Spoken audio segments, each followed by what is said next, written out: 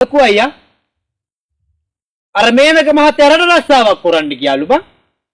ඒකයි බං මන් නොදන්නේ. මේනක මහත්තයා රට රස්සාව කරන්න යවල් තියෙන්නේ මේනක මහත්තයාගේ අප්පච්චි. ඉඩ මොකක් කරාලා ඒ සල්ලි වල. මටත් මහා ලොකු ආසාවක් තිබ්බා බං රට රස්සාවක් කරන්න යන්න. මං ඒක අපේ අප්පච්චිට කියාවුවට පස්සේ උන්ද කියාවේ අපේ මහා ඉඩමේ ඔප්පුව තියලා හරි කමන්නේ. ලොකු එක අම්බ ඵලයන් කියලා බං මලයා. අප්පච්චි අසනීප වෙච්ච වෙලාවේ උන්දර බෙහෙඩින් එකක් ගන්න අපි ළඟ සල්ලි තිබුණ නෑ බං ලොකු අයියා. ඉල්ලුප හැම යාළුවාම කිව්වේ නෑ කියලා බං. උන් දන්නවා බං. අපිට කවදාවත් ණය ගත්තම ණය ගෙවා ගන්න බැරි වෙයි කියලා.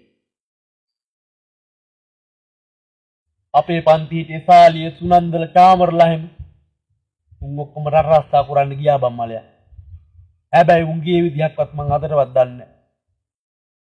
අනිත් එක මලයා උන්තලේ වැටලා අපි රස්සා කරනවට උන්ගේ කැමැත්තක් තිබ්බේ නැහැ බං මලයා. උන් හැමදාම අපි පහත් අත්තේ දාලා තිබ්බේ බං මලයා.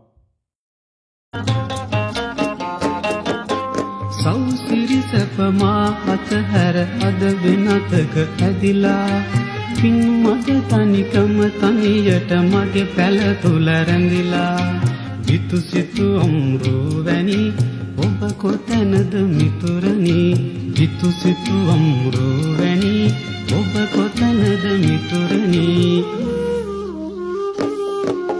හැමදාමත් යාළුවේ මම ඉන්නේ මේ පාළුවේ මගේ පාළු පැලට එන්න කවුරුත් නෑ යාළුවේ